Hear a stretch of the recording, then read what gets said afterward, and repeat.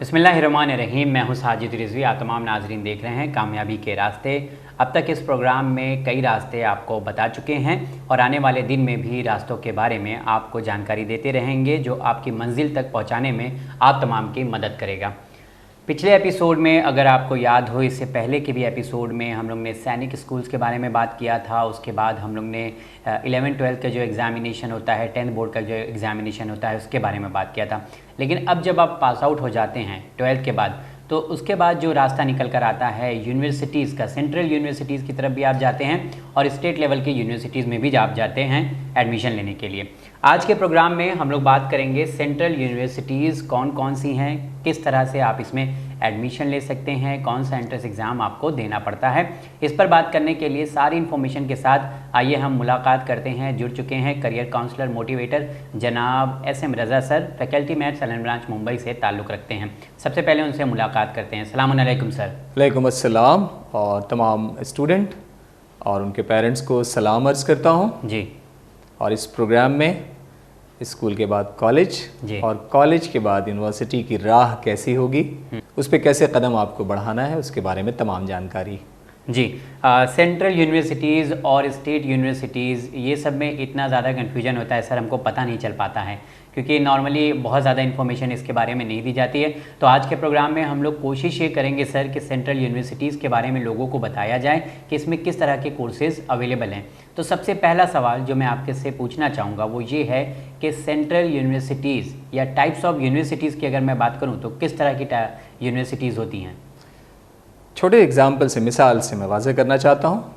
School में आपने देखा होगा प्राइवेट स्कूल होता है, सरकारी स्कूल होता है जी। कुछ एडेड होते हैं, कुछ अनएडेड होते हैं। कॉलेज में भी इस तरह का मिलेगा आपको प्रोविज़न। जब आप कॉलेज के बाद यूनिवर्सिटी की तरफ जाएंगे तो यूनिवर्सिटी के अलग अलग टाइप्स हैं। ओके। एक यूनिवर्सिटी ऐसी होती है जो स्टेट गवर्नमेंट के फंड से रन होती है, that is known as state university. For example कोई जैसे आप, हाँ, जैसे पटना यूनिवर्सिटी आप ले लीजिए। इस तरह की जो स्टेट फंडेड जो यूनिवर्सिटी होगी that is known as state university. उसके बाद प्राइवेट जो यूनिवर्सिटीज़ होती है वो बहुत सारे, आप जैसे लोग, कोई भी आदमी जो एजुकेशन की फील्ड में कुछ काम करना चाहता है वो अपनी यूनिवर्सिटी डाल सकता है। इसके अलावा एक और कैटेगरी आती है डीम्ड यूनिवर्सिटी, और चौथी कैटेगरी जो आती है वो आती है सेंट्रल यूनिवर्सिटी, जिसका funding complete ministry of education करती है और इसकी तादाद तकरीबन हिंदुस्तान में 55 है। ओके।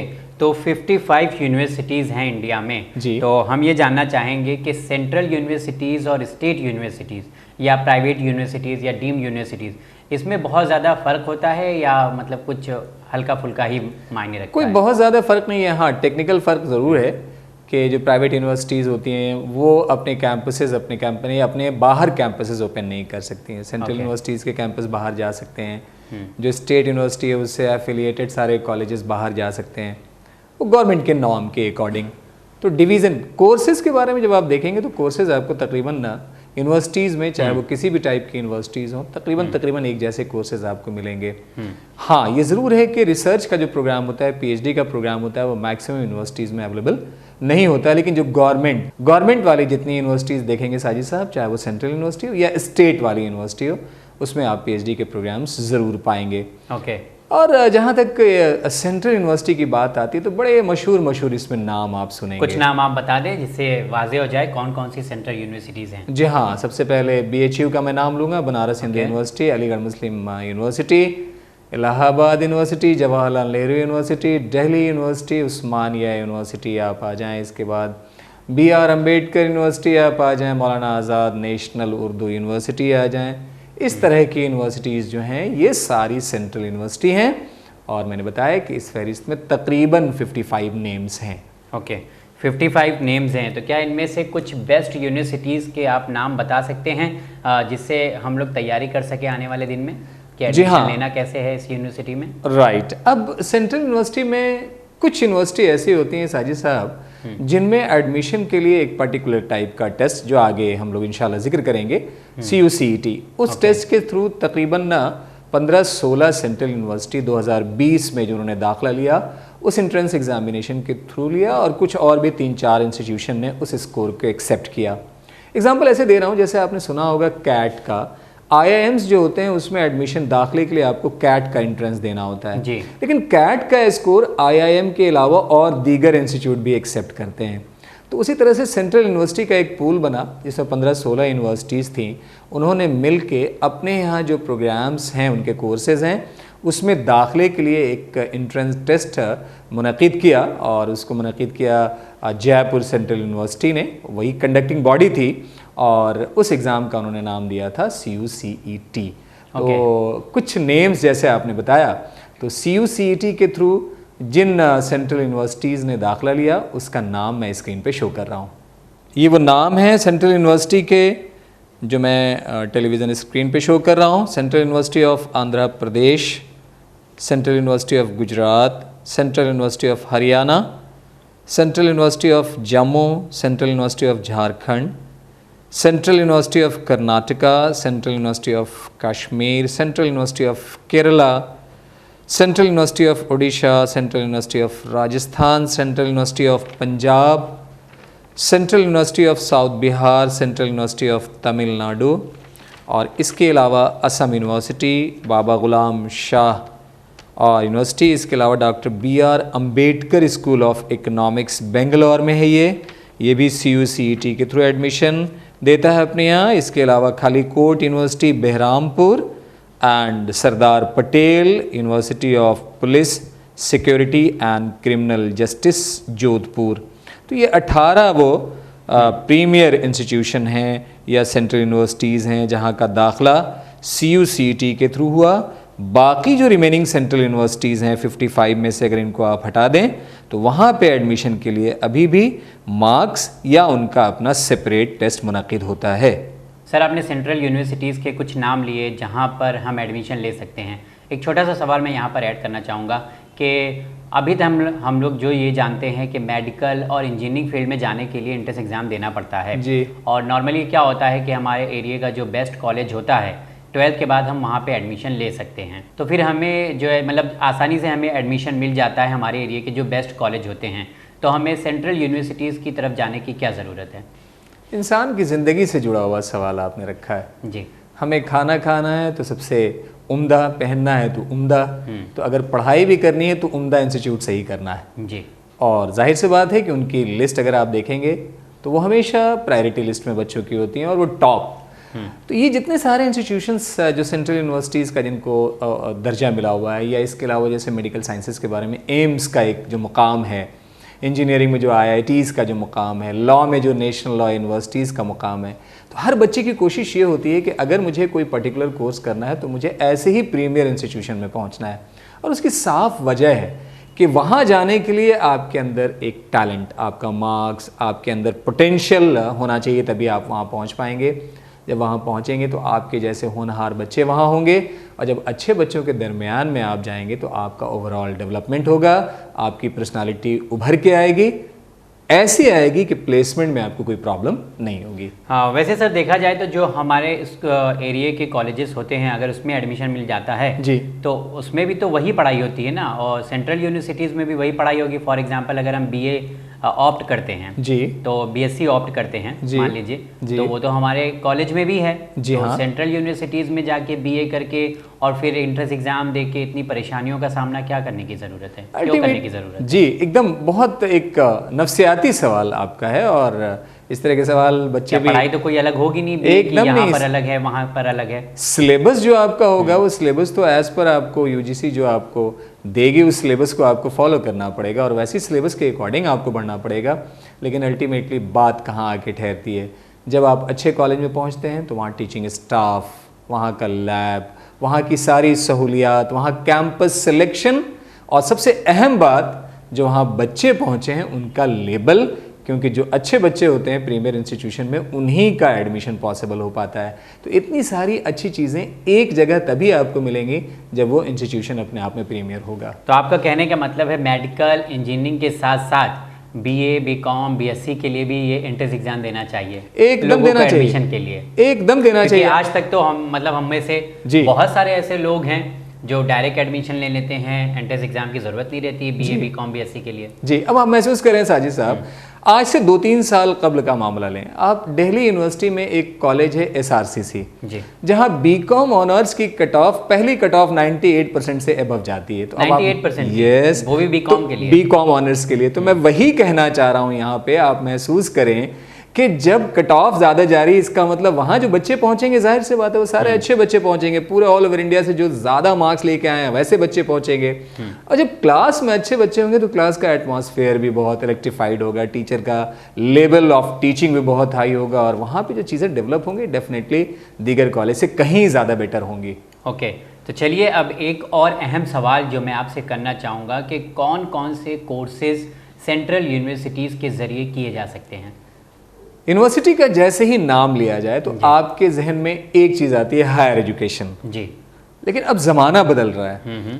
यानी यूनिवर्सिटी में किसी ने सोचा नहीं था कि सर्टिफिकेट कोर्सेज भी होंगे, ओके, डिप्लोमा कोर्सेज भी होंगे, अंडर ग्रेजुएट कोर्सेज 2 तरह के हो जाएंगे, 3 साल का, 5 साल का इंटीग्रेटेड।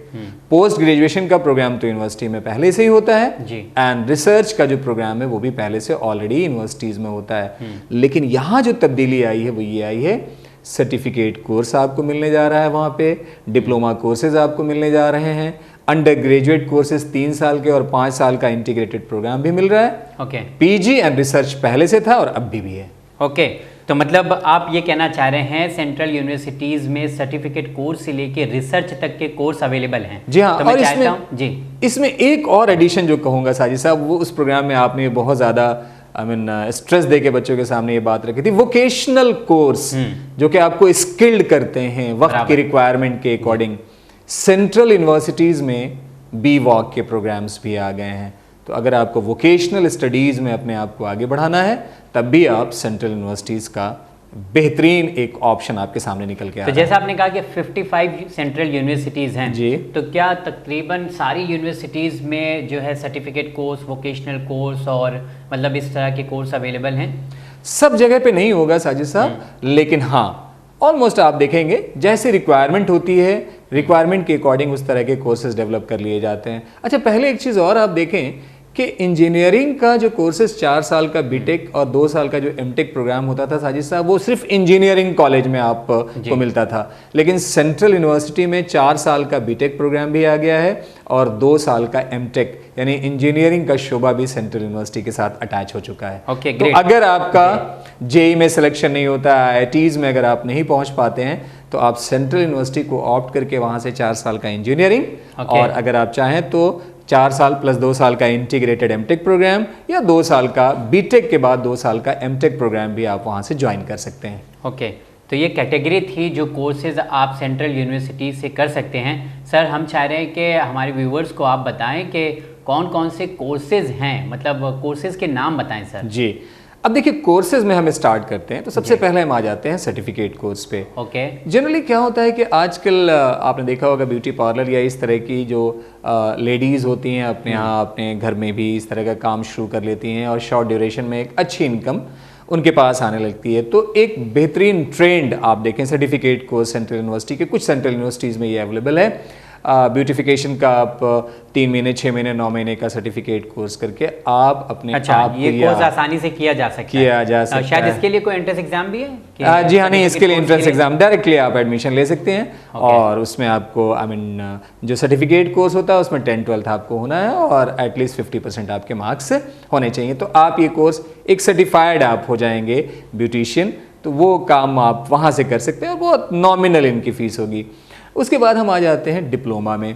तो डिप्लोमा बेसिकली 2 साल एंड 3 साल का डिप्लोमा यहाँ पर है और इसमें भी ब्यूटिफिकेशन एंड वेलनेस का प्रोग्राम डिप्लोमा में चल रहा है और इसे भी आप कर सकते हैं। और ख़ास तौर से एक रिटेल मैनेजमेंट का कोर्स, क्योंकि आजकल आपने देखा होगा कि बहुत सारे स्टोर्स आपके आसपास खुलने लगे होंगे, डिपार्टमेंटल स्टोर या क्लोथ्स के बहुत सारे स्टोर आपने देखा होगा, तो वहाँ पर रिटेल मैनेजमेंट करके अपने आप को आप प्लेस करा सकते हैं। तो रिटेल मैनेजमेंट में डिप्लोमा का कोर्स भी वहाँ पे अवेलेबल है। तो 2 कोर्स मैंने तो आपको छोटे बता दिए जी।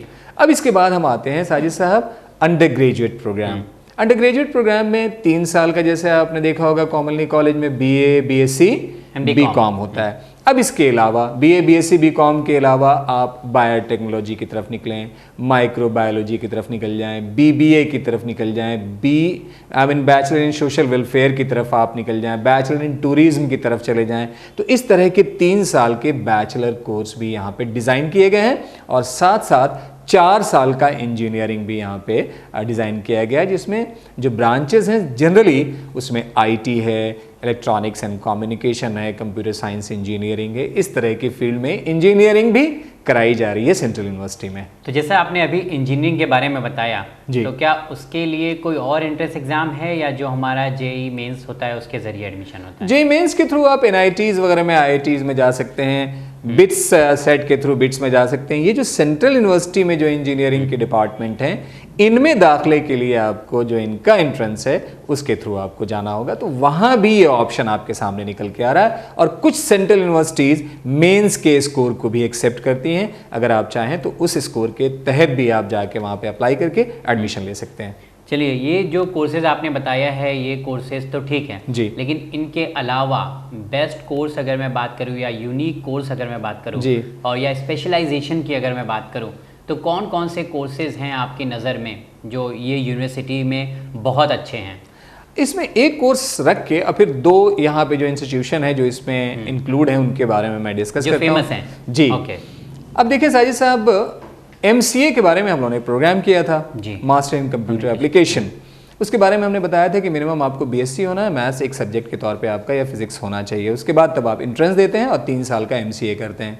देखिए, सेंट्रल यूनिवर्सिटी में 12th के बाद अगर आपके पास 12th में मैथ्स हो तो आप, और 65% अगर आपका एग्रीगेट हो, तो आप CUCET का एंट्रेंस क्वालिफाई करके 5 ईयर का इंटीग्रेटेड प्रोग्राम आप ज्वाइन कर सकते हैं। और 5 साल के बाद बेहतरीन आप MCA, master in computer application का कोर्स करके आप निकल सकते हैं। तो कितना बेहतरीन एक ऑप्शन आपके सामने निकलता है। अब जोड़ें, अगर मैं 3 साल करता हूं BSc और 3 साल MCA तो 6 साल का ये कोर्स हो जाता है अगर मैं BSc के बाद जाऊं। लेकिन अगर मैंने इंटीग्रेटेड प्रोग्राम इन MCA ऑप्ट कर लिया इन सेंट्रल यूनिवर्सिटी, तो मेरे पास 5 साल में MCA की डिग्री हाथ में आ जाएगी। 1 साल मेरा बचेगा भी और किसी प्रीमियर इंस्टीट्यूशन से मैं डिग्री भी करके निकल चुका हूँगा। ओके, यूनिक कोर्स के बारे में सर हमने आपसे सवाल किया है। जी, तो अब मैं 2 इंस्टीट्यूट मैं ज़रूर यहाँ पे स्क्रीन पे उनके नाम शो कर रहा हूँ और साथ साथ जो वहाँ पे कोर्सेज हैं उन कोर्सेज के बारे में बता रहा हूँ। Sardar Patel university of police security and criminal justice Jodhpur, इसमें प्रोग्राम देखें, बेहतरीन प्रोग्राम जो इसमें है वो है MTech इन साइबर सिक्योरिटी। ये एक बेहतरीन प्रोग्राम है मास्टर लेवल का और इसमें जाने के लिए आपके पास जो एलिजिबिलिटी है, आप BE या BTech होने चाहिए, CS यानी कंप्यूटर साइंस या ECE इलेक्ट्रॉनिक्स एंड टेलीकम्युनिकेशन या IT या MCA या मास्टर यानी MSc होना चाहिए इन कंप्यूटर साइंस। इनमें से किसी भी कोर्स को अगर आपने कर रखा होगा तो आप 2 साल का MTech इन साइबर सिक्योरिटी आप कर सकते हैं। दूसरा कोर्स बहुत ही बेहतरीन है, देखें आप, MA या MSc in applied criminology and police studies. इसके लिए आपको मिनिमम ग्रेजुएट होना है किसी भी डिसिप्लिन में, आइदर साइंस, कॉमर्स, आर्ट्स, किसी भी अगर आप डिसिप्लिन में ग्रेजुएट हों तो आप ये कोर्स कर सकते हैं Sardar Patel university of police security and criminal justice से। कोर्स का नाम रिपीट कर रहा हूँ, MA या MSc in applied criminology and police studies. तीसरा कोर्स बता रहा हूँ LLM इन क्रिमिनल लॉ या MA इन क्रिमिनल लॉ। तो LLM इन क्रिमिनल लॉ करने के लिए आपके पास बेसिकली LLB होना चाहिए 50% मार्क्स के साथ, और MA इन क्रिमिनल लॉ करने के लिए आपको ग्रेजुएट होना चाहिए और एटलीस्ट 5 साल का एक्सपीरियंस होना चाहिए आपके पास लॉ इन्फोर्समेंट किसी एजेंसी में काम करने का। चौथा कोर्स बहुत ही अच्छा कोर्स है BA इन सोशल साइंस, ये 10+2 के बाद आप इस कोर्स को कर सकते हैं। और पांचवा है BA इन सिक्योरिटी मैनेजमेंट। देखें, ये भी एक नया कोर्स आपके सामने आ गया, BA इन सिक्योरिटी मैनेजमेंट। और इस कोर्स में दाखिला लेने के लिए आपका मिनिमम आपके पास 12th यानी 12th आपको पास होना चाहिए और उसके बाद CUCET आपको क्वालिफाई करना है। तो ये 5 जो यूनिक कोर्सेज थे Sardar Patel university of police security and criminal justice में, इसके बारे में मैंने आपको शो किया। तो सर ये तो बड़ा ज़बरदस्त कोर्स है, Sardar Patel university of police security and criminal justice. और ये ऐसे कोर्सेज मतलब मैं ये कहूँगा कि शायद हम लोग पहली बार नाम सुन रहे हैं। तो सरदार पटेल यूनिवर्सिटी में ही सिर्फ इस तरह के कोर्स हो रहे हैं? जी, और भी कोर्सेज अभी इस तरह के कोर्सेज और भी कहीं होंगे, लेकिन जो मैंने आज आपके सामने इन्फॉर्मेशन रखी है, अगर आपको सिक्योरिटी डिपार्टमेंट में जाना है तो आपके लिए बेस्ट, अगर आपको इस तरह के यानी पुलिस महकमे में आपको एक अच्छे पोस्ट पे जाना है तो ये कोर्सेज आपके लिए बहुत ही बेहतरीन होंगे। तो ये उन लोगों के लिए भी बहुत अच्छा साबित हो सकता है जो लॉ की स्टडी करते हैं, उसके बाद इसकी तरफ बढ़ सकते हैं। कितनी बेहतरीन बात आपने रखी कि अगर हमने एलएलबी कर लिया तो हमारे पास क्या ऑप्शन है, तो ये आपके लिए बेहतरीन ऑप्शन निकल के आ रहा है। तो आपके लिए एलएलबी के बाद भी देखिए कितनी बेहतरीन बेहतरीन चीज़ें सामने हैं, तो आप इस तरफ भी अपने आप को ले जा सकते हैं। ओके, क्या ये कोर्स बहुत ज़्यादा टफ है या मतलब नॉर्मली जैसा ग्रेजुएशन होता है हमारा उस तरह से आसानी से हम पढ़ सकते हैं इसको? एकदम आसानी से पढ़ सकते हैं। होता है इसमें तो कुछ चीज़ें टेक्निकल भी बहुत ज़्यादा होंगी। जी, लेकिन होता क्या है साजिद साहब, जैसे जैसे इंसान की एज बढ़ती है वैसे वैसे इंसान की सोचने की सलाहियत भी बढ़ती जाती है। तो जिस लेवल से हम किसी चीज़ को 7वीं 8वीं में समझ रहे होंगे, अब अंडरस्टैंडिंग का लेवल 11वीं 12वीं में ज़्यादा हो जाता है। और जब ग्रेजुएशन में जाते हैं तो, और जब पोस्ट ग्रेजुएशन में जाते हैं तो और वो निखर के सामने आ जाता है। तो कोर्स मुश्किल नहीं होगा। ओके, चलिए, ये तो कोर्सेज सर आपने बता दिए, Sardar Patel university of police security and criminal justice. इसके अलावा कोई और ऐसी यूनिवर्सिटीज़ के बारे में आप बताना चाहेंगे, यूनिवर्सिटी के बारे में जो मतलब एकदम अलग कोर्स करा रही, जैसे जिस तरह का ये कोर्स है पुलिस सिक्योरिटी एंड जस्टिस वाला? जी, तो और कोई यूनिवर्सिटी है जहाँ पर और अलग कोर्स हो कुछ? हम लोगों ने इकोनॉमिक्स पे एक प्रोग्राम किया था और उसमें इंडियन इकोनॉमिक सर्विसेज के बारे में बच्चों को एक्सप्लेन किया था कि अगर आपके पास MA इकोनॉमिक्स हो तो आप IES का एंट्रेंस फेस करके एक A ग्रेड की जॉब आप ले सकते हैं सरकारी दफातर में, जहाँ पे सारी प्लानिंग बनाई जाती है। इकोनॉमिक्स अपने आप में एक ऐसा सब्जेक्ट है, और आपने भी इस बात पे एम्फेसिस दिया था कि बैकबोन बेसिकली जो आप प्लानिंग बनाते हैं पूरे मुल्क को कैसे चलाना है, उसकी इकोनॉमी को, क्योंकि सुपर पावर आज ख़त्म हो गया है वर्ड, इकोनॉमी पावर ज़्यादा आ गया है। तो आप इकोनॉमिकली कितने स्ट्रेंथफुल हैं इससे डिपेंड करता है कि आप वर्ल्ड को लीड कर पाएंगे। कोई भी कंट्री आप देखें, सबसे पहले अब उसकी इकोनॉमी देखी जाती है। इकोनॉमी में सबसे बड़ा इनका रोल होता है। इकोनॉमिक्स अपने आप में सब्जेक्ट भी बहुत इंटरेस्टिंग है। तो डॉक्टर BR अम्बेडकर जो आपके पास इंस्टीट्यूट है, स्पेशली ये इकोनॉमिक्स के लिए ही है और ये बेंगलोर में ये इंस्टीट्यूट है। तो मैं इस इंस्टीट्यूट के बारे में बच्चों को स्क्रीन पे इंस्टीट्यूट और साथ में वहाँ कौन कौन से कोर्सेज हैं उसके बारे में बता हाईलाइट कर रहा हूँ। प्लीज इकोनॉमिक्स के बारे में खासतौर से मैं बच्चों को कहूँगा जो ह्यूमैनिटीज़ के हैं, जो कॉमर्स के हैं, इकोनॉमिक्स की फील्ड, अगर इकोनॉमिक्स आपको अच्छी लगती है तो बढ़िए, उधर बहुत सारे फील्ड आपके बेहतरीन फील्ड आपका इंतजार कर रहे हैं। Doctor BR Ambedkar school of economics Bengaluru, इसमें पहला प्रोग्राम आप देखें, इंटीग्रेटेड MSc इकोनॉमिक्स। ये 5 साल का प्रोग्राम है, इंटीग्रेटेड MSc इन इकोनॉमिक्स, 5 साल का प्रोग्राम। एलिजिबिलिटी यानी मिनिमम आपको 10+2 होना चाहिए और 12th में आपके मिनिमम 65% मार्क्स होने चाहिए। आप 12th किसी भी स्ट्रीम से हो सकते हैं, आइदर साइंस, आर्ट्स या कॉमर्स। दूसरा कोर्स आपके सामने रख रहा हूँ, यहाँ पे एक तो ये मैंने इंटीग्रेटेड 5 ईयर का प्रोग्राम बताया, और दूसरा जो प्रोग्राम है वो MSc इकोनॉमिक्स का है, 2 साल का। और इस कोर्स को करने के लिए आपको आइदर BSc या BSc इन इकोनॉमिक्स विद, ध्यान रखना है यहाँ पे, आइदर इकोनॉमेट्रिक्स या मैथ्स या स्टैट आपका एक मेजर सब्जेक्ट ग्रेजुएशन के लेवल पे रहा हो, तभी ये आप प्रोग्राम कर सकते हैं MSc इन इकोनॉमिक्स। तो BR Ambedkar school of economics Bengaluru, दाखिले के लिए जो आपको एंट्रेंस फेस करना है दैट इज CUCET। सर, आप कई इन्फॉर्मेशन लोगों तक पहुंचा चुके हैं, लेकिन जैसा कि शुरुआत में हम लोग ने बात किया था कि BVOC के भी कोर्सेज सेंट्रल यूनिवर्सिटी में अवेलेबल हैं। तो मतलब ऐसा कोर्स है ये जो स्किल डेवलपमेंट के कोर्स हैं, और इसके ज़रिए मार्केट में जॉब भी आसानी से मिल जाती है। और आजकल लोग इसकी तरफ बढ़ भी रहे हैं बहुत ज़्यादा कि वोकेशनल कोर्स करके आसानी से जॉब मिल जाए। तो कौन कौन से कोर्सेज हैं जिसमें मतलब हम जिसमें पढ़ाई करके एक अच्छी जॉब की तरफ बढ़ सकते हैं? वोकेशनल कोर्स बनाए ही इसलिए गए हैं कि आप स्किल्ड हो जाएं। जी, जो मार्केट में रिक्वायरमेंट है उसके अकॉर्डिंग आपको ट्रेंड कर दिया जाए, राइट। और ट्रेंड के होने के बाद आप उस फील्ड में जाएं। स्क्रीन पे वो कौन से वोकेशनल कोर्सेज हैं जो CUCET के थ्रू आपको सेंट्रल यूनिवर्सिटीज़ में मिल सकते हैं, उनकी लिस्ट। BVOC प्रोग्राम जो अवेलेबल हैं सेंट्रल यूनिवर्सिटीज़ में, उसमें biomedical science, industrial waste management, देखें कितनी बड़ी चीज़ है आजकल, जो इंडस्ट्री में जो वेस्ट होते हैं वो पॉल्यूशन क्रिएट करते हैं, उनको कैसे आप मैनेज करें, तो industrial waste management, tourism and travel management, retail management and IT, यानी रिटेल मैनेजमेंट के साथ आईटी का कम्बिनेशन। उसके बाद आपके पास रिटेल लॉजिस्टिक मैनेजमेंट, और आखिरी बता रहा हूँ बैंकिंग एंड फाइनेंशियल सर्विसेज। तो ये बी वॉक के प्रोग्राम्स हैं जो सेंट्रल यूनिवर्सिटीज़ में मौजूद हैं। रिपीट कर रहा हूँ, biomedical science, industrial waste management, tourism and travel management, retail management and IT, retail logistic management, banking and financial services. ये बी वॉक के प्रोग्राम हैं सेंट्रल यूनिवर्सिटी में, और अगेन इनमें दाखिले के लिए आपको जो एंट्रेंस देना है दैट इज CUCET।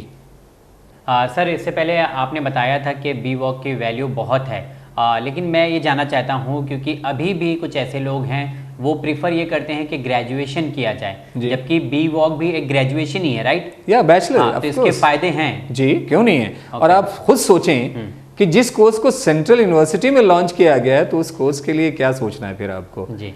किसी प्राइवेट कॉलेज का तो ये कोर्स है नहीं, तो इसके बारे में आपको सोचना ही नहीं है। एफिलिएशन ऑलरेडी होगी, रिकॉग्निशन ऑलरेडी होगी, जब इसकी रिक्वायरमेंट होगी तभी गवर्नमेंट ने परमिशन दिया होगा सेंट्रल यूनिवर्सिटीज़ को किस कोर्स को लॉन्च करने के लिए।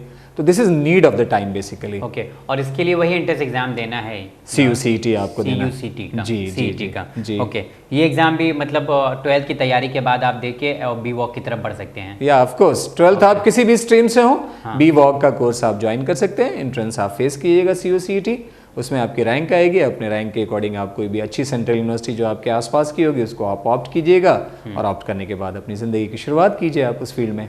ओके अच्छा सर, एक मार्केट के लिहाज से एक सवाल करता हूँ कि अगर हम लोग को कोई भी कोर्स जितना भी सेंट्रल यूनिवर्सिटीज़ में कराए जाते हैं, और वही कोर्स अगर हम कोई और स्टेट की या प्राइवेट यूनिवर्सिटी से करते हैं, तो आगे चलकर जॉब में किसी तरह की कोई पार्शियलिटी तो देखने को नहीं मिलेगी? मुझे नहीं लगता है साजिद साहब। होता क्या है कि जब आप किसी भी कोर्स को करते हैं तो कंपनी आती है कैंपस सिलेक्शन के लिए जी, और कंपनी जो आती है कैंपस सिलेक्शन के लिए तो आपका रिटर्न, आपका इंटरव्यू, सारी चीज़ें वो लेती है। अगर आपके अंदर पोटेंशियल है तो फिर आपको चाहे कहीं से भी आप करें तो आपको कोई रोक नहीं पाएगा। आपके टैलेंट को कौन दबा सकता है? और मार्केट में एक तो कैंपस हो गया, मार्केट में किसी तरह का कोई भेदभाव डिग्री को लेके? अब देखिए, एक चीज़ नफ्सियाती है। आप मुझे खुद बताएं, आप अपने आप को एक अच्छा एक इंडस्ट्रियलिस्ट सपोज कर लें कि आपकी एक बहुत बड़ी इंडस्ट्री है और आपको 2 अच्छे इंजीनियर की ज़रूरत है, और आपके सामने IITs, NITs और बिट्स रखा जाए और कोई प्राइवेट कॉलेज रखा जाए, और मैं कहूँ कि आपको इन चारों में से 2 अच्छे इंजीनियर सेलेक्ट करना है, तो सबसे पहले कदम आपका IIT की तरफ बढ़ेगा।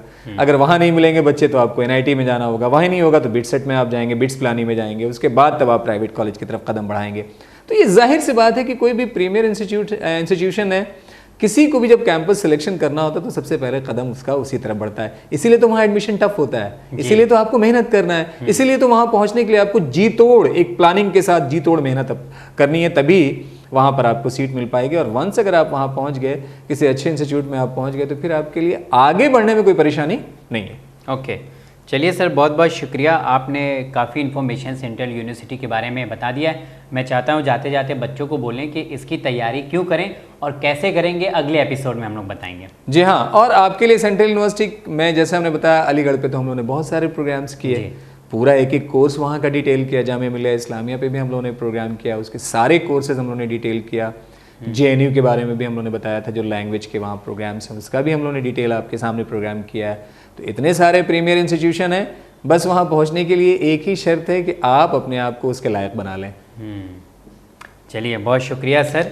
इंशाल्लाह अगले एपिसोड में फिर आपसे बात होगी, लेकिन व्यूवर्स के 2 सवाल हैं, अगर आप इजाज़त दें तो मैं आपसे पूछूं ताकि उनको जवाब उन तक मिल जाए। जी जी, और बच्चों को याद दिलाना चाहता हूं, क्योंकि नोटिफिकेशन के बारे में बच्चे कहते हैं, बिट्सेट का यानी बिट्स पिलानी गोवा, हैदराबाद और दुबई के कैंपस के लिए जो एंट्रेंस एग्जामिनेशन है उसकी नोटिफिकेशन आ चुकी है। ऑनलाइन आप जाएं और उस फॉर्म को फिल करें। तो बिट्सेट का फॉर्म ऑलरेडी आ चुका है। जी हाँ, आप सवाल आप पूछ सकते हैं। साथ ही मैं ये भी आपसे रिक्वेस्ट करना चाहूँगा सर कि पहले जो स्कूल होते थे और कॉलेज होते थे, वहाँ पे एग्ज़ाम की प्रिपरेशन के लिए छुट्टियाँ होती थी कि आप जाएँ 15-20 दिन पहले तैयारी करें, लेकिन अब छुट्टियों जैसा माहौल तो रहा नहीं है ये साल।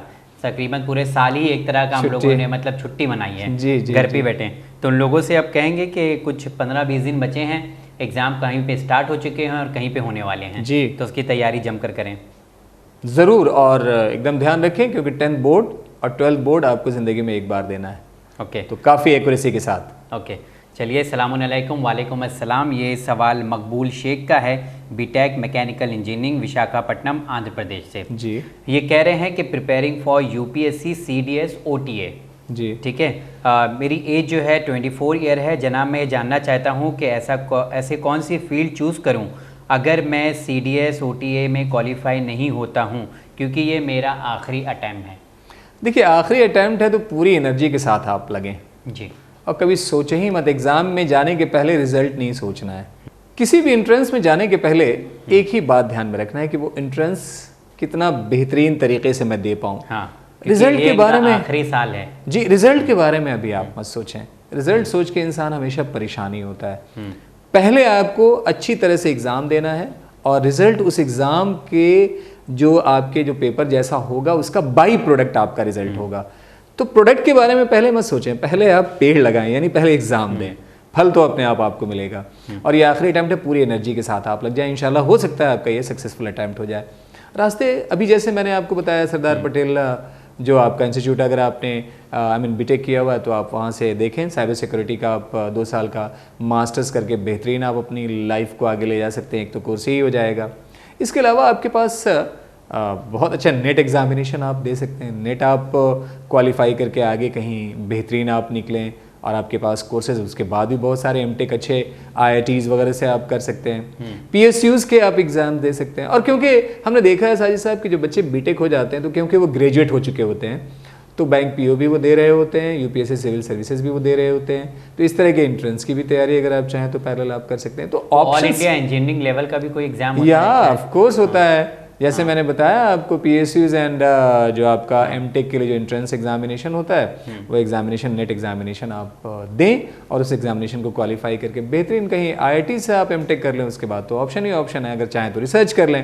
अदरवाइज जितने भी एग्जाम जो ग्रेजुएशन के लेवल पे हैं उन सारे एग्जाम के लिए आप एलिजिबल हो चुके हैं। यूपीएससी सिविल सर्विसेज के लिए भी हो चुके हैं आप। सर, जैसा कि यूपीएससी की तैयारी करते मतलब काफ़ी टाइम लग जाता है और वक्त भी जो है काफ़ी लगता है, लेकिन उन्होंने लिखा है कि एज 24 है और यूपीएससी सीडीएस ओटीए की तैयारी कर रहे हैं, तो क्या इसमें 24 ईयर इज द लास्ट? हाँ, जो आम फोर्सेस के जितने जॉब्स होते हैं साजिद साहब, उसमें थोड़ा सा एज लिमिटेशन आपको कम मिलेगी। वहाँ पे कम आपको मिलेगी। जैसे आपको सैनिक स्कूल में जाना है तो एक पर्टिकुलर एज है, उसके बाद नहीं दे सकते हैं। एनडीए में जाना है, बहुत लिमिटेड एज होती है। सीडीएस में बहुत लिमिटेड एज होती है। तो बहुत सारे लोग 32 साल के हो जाते हैं, 33 साल के होते हैं। वो नहीं दे सकते। आम फोर्सेस के एग्जामिनेशन, आम फोर्सेस के लिए नहीं दे सकते। पर यूपीएससी तो आपका सिविल सर्विसेज का एग्जाम भी लेती है। यूपीएससी तो और भी सारे एग्जाम्स लेती है। यूपीएससी सिविल सर्विसेज के अलावा सीडीएस का एग्जाम भी कंडक्ट करती है। यूपीएससी एनडीए भी कंडक्ट करती है। तो ये सब सारे एग्जाम्स जो हैं इनके लिए बहुत, जितने भी आर्म फोर्सेस के उनमें एज बहुत लिमिटेड पीरियड का होता है। बट जो यूपीएससी के दीगर एग्जाम्स हैं वहाँ पे उतना एज बैरियर नहीं है, आप 30 साल तक आराम से दे सकते हैं। ओके, तो चलिए, इनकी तैयारी काफ़ी अच्छी हो चुकी होगी जी। यूपीएससी सीडीएस के लिए अगर दे रहे हैं ये ओटीए, तो इससे रिलेटेड अगर आपको कोर्स बताना हो कि इनकी तैयारी भी उस कोर्स में काम आ जाए। देखिए, जितने भी इस तरह के एंट्रेंस होते हैं जहाँ पे ग्रेजुएशन एक बेसिक जो क्राइटेरिया होता है ग्रेजुएट होना कायदे में जी, वहाँ पे इंग्लिश आपकी अच्छी तो होनी ही चाहिए, वो कॉमन मिलेगा। मेंटल एबिलिटी, रीजनिंग आपकी अच्छी होनी चाहिए। एप्टीट्यूड पे आपको कमांड होना चाहिए। आपका जनरल नॉलेज, जनरल अवेयरनेस काफ़ी अच्छा होना चाहिए। ज्योग्राफी का अच्छा नॉलेज आपको होना चाहिए। हिस्ट्री का अच्छा नॉलेज होना चाहिए। इन सब चीज़ों पर आप काम करें। और प्रीवियस अगर 10 साल के पेपर नेट से डाउनलोड हो जाते हैं तो उन पेपर्स को करके जहाँ जहाँ वीक एरिया है उन वीक एरियाज़ पे भी आप काम करें। ओके, अगला सवाल है। सलामुअलैकुम। वालेकुम अस्सलाम। सर, ये गुजरात से सवाल कर रहे हैं। ये कह रहे हैं 11th क्लास सीबीएसई बोर्ड से हूँ। लास्ट टाइम इन्होंने सवाल किया था कि how to do job in bank, और आपने उन्हें एडवाइस किया था कि आप बीकॉम कर लें और उसके बाद एमबीए इन फिनांस में करें। सर, उसके बाद ये कह रहे हैं कि क्या मुझे ये जो डिग्री दोनों आपने बताया था, बीकॉम और एमबीए इन फिनांस, क्या ये कंपलसरी है बैंक में जॉब करने के लिए या कोई और रास्ता भी है जिसके ज़रिए बैंक में जॉब कर सकते हैं? और सर, गुजरात में इन दोनों कोर्सेज़ के लिए अच्छी कॉलेज और फीस भी बताएं। इसके बाद कुछ और सवाल है, वो भी मैं पूछूंगा सर। अब बहुत सारे रास्ते आपके हैं। ये जो मैंने बताया था, एक तो ये रास्ता बनता ही है बैंक में जाने के लिए। बैंक पीओ का एक एग्ज़ाम होता है। बैंक पीओ का एग्ज़ाम देने के लिए आपको ग्रेजुएट होना है, स्ट्रीम कुछ भी आपकी हो, आप साइंस, कॉमर्स, आर्ट्स, इंजीनियरिंग, किसी भी ग्रामर या फील्ड से आप ग्रेजुएट आपको होना है। और उसके बाद ये बैंक पीओ का आपको एग्ज़ाम फेस करना है और उसके बाद आपको बैंक ज्वाइन करना है। तो एक रास्ता तो आपका ये आता है जी। दूसरा रास्ता ये आता है कि आप एलएलबी कर लें, उसके बाद स्पेशल ऑफिसर के तौर पे आप बैंक में जा सकते हैं। एमबीए कर लें, उसके बाद स्पेशल ऑफिसर की रिक्वायरमेंट आती है। इंजीनियरिंग वालों के लिए भी बैंक में स्पेशल ऑफिसर की रिक्वायरमेंट आती है, वहाँ से भी बैंक में जाया जा सकता है। क्लरिकल के लिए भी जो क्लरिकल पोस्ट होते हैं वहाँ जाने के लिए बैंक एक अलग से, बैंक पीओ तो एक प्रोबेशनरी ऑफिसर, एक ऑफिसर रैंक पे आपको पोस्ट दिलाती है बैंक में, लेकिन जो क्लर्क होते हैं बैंक में उनके लिए भी उस इंट्रेंस को भी फेस करने के लिए आपको मिनिमम ग्रेजुएट होना है किसी भी इंट्रेंस से। तो क्लरिकल आप पोस्ट पे जाने के लिए भी ग्रेजुएशन चाहिए। बैंक पीओ यानी एक प्रोबेशनरी ऑफिसर बनने के लिए भी आपको मिनिमम ग्रेजुएट होना है। वहाँ का एंट्रेंस थोड़ा सा टफ होगा, ये वाला एंट्रेंस थोड़ा आसान होगा। स्पेशल ऑफिसर बनने के लिए भी एक अलग से एंट्रेंस होता है और उसके लिए अलग से एक एजुकेशन, पर्टिकुलर एक एजुकेशन उस फील्ड की आपके पास होनी चाहिए। ओके सर, इनका और भी सवाल है कि इसके बारे में बता दें, स्ट्रैटेजिक मैनेजमेंट और मार्केटिंग मैनेजमेंट। जी सर, इसका प्रोसीजर भी बताएं, ये दोनों के कोर्स के बारे में भी बताएं। देखिए, मैनेजमेंट के कोर्स जितने होते हैं वो after graduation, generally after graduation होते हैं जितने भी मैनेजमेंट के कोर्स, क्योंकि ये मास्टर कोर्स माने जाते हैं। तो ग्रेजुएशन आप किसी भी फील्ड में करके आप स्ट्रैटेजिक मैनेजमेंट में आप या रिटेल मैनेजमेंट में कहीं से भी आप ये कोर्स कर सकते हैं मास्टर लेवल पे। हाँ, आजकल तो ग्रेजुएशन लेवल पर भी इस तरह के कोर्सेज अवेलेबल हो गए हैं, इंटीग्रेटेड कोर्स भी इस तरह के अवेलेबल हो गए हैं। तो वो भी कोर्स अगर आप करना चाहें तो आप 10+2 के बाद इंट्रेंस के थ्रू बहुत सारे प्रीमियर इंस्टीट्यूशन इस तरह का कोर्स कराते हैं, वहाँ जाके आप इस कोर्स को कर सकते हैं। ओके सर, जैसा कि इन्होंने कहा था कि गुजरात में कोई बेस्ट कॉलेज बताइए, तो कौन से बेस्ट कॉलेज है जहाँ से ये सब कोर्स किए जा सकते हैं? देखिए, गुजरात जो है अगर देखा जाए तो बहुत सारे ऐसे गुजरात में शहर हैं जहाँ बहुत सारे इस तरह के इंस्टीट्यूशन हैं। जैसे अहमदाबाद में भी सबसे बेस्ट, अगर पूरे हिंदुस्तान का सबसे बेस्ट आईआईएम अगर कहेंगे रैंकिंग वाइज तो आईआईएम अहमदाबाद है, वो आपके गुजरात में है। निरमा आपका है, देखें वो भी मैनेजमेंट का बहुत अच्छा प्राइवेट एक इंस्टीट्यूशन है। निरमा वाले भी मैनेजमेंट के कोर्सेज कराते हैं। इसके अलावा गुजरात में 5-6 जो बड़े शहर हैं वहाँ जो यूनिवर्सिटीज़ होंगी स्टेट की, वहाँ भी मैनेजमेंट के कोर्सेज कराए जाते हैं। इस तरह से और भी बहुत सारे प्राइवेट इंस्टीट्यूशंस हैं जो गुजरात में हैं जहाँ पे इस कोर्स को आप कर सकते हैं। तो गुजरात में जैसे अहमदाबाद हो गया, सूरत हो गया, बड़ोदरा हो गया, इस तरह की जो बड़े सिटीज़ हैं वहाँ पे बेहतरीन सारे आपको इंस्टीट्यूशंस मिल जाएंगे। जी सर, बहुत बहुत शुक्रिया। सेंट्रल यूनिवर्सिटीज़ के बारे में आपने काफ़ी डिटेल किया प्रोग्राम में आज, लेकिन रिक्वेस्ट है कि अगले एपिसोड में, जैसा कि एंट्रेंस एग्ज़ाम का जिक्र आपने किया था कि इसके ज़रिए आप एडमिशन ले सकते हैं, तो उस एंट्रेंस एग्ज़ाम की पूरी डिटेल इस प्रोग्राम के ज़रिए दी जाएगी इंशाल्लाह। और अगले प्रोग्राम में हम लोग बताएंगे कि आपका रास्ता आपका क्या होना चाहिए, किस रास्ते पे आप चलें। हाँ, किस रास्ते पे आप चलें कि जो आपका मंजिल, जो आपकी मंजिल है वो सेंट्रल यूनिवर्सिटी बने। जी, तो अगले एपिसोड में इंशाल्लाह हम लोग बात करेंगे CUCET एंट्रेंस एग्ज़ाम के बारे में, क्या एलिजिबिलिटी क्राइटेरिया होगा और कैसे आप इसकी तैयारी कर सकते हैं। अगर कोई सवाल पूछना चाहते हैं तो ईमेल कर सकते हैं vinislam@gmail.com। साथ ही साथ व्हाट्सएप के ज़रिए भी सवाल कर सकते हैं। व्हाट्सएप नंबर है 9930474147। अगले एपिसोड में फिर आप तमाम नाजरीन से इंशाल्लाह मुलाकात होगी। देखते रहिए चैनल विन। बहुत बहुत शुक्रिया।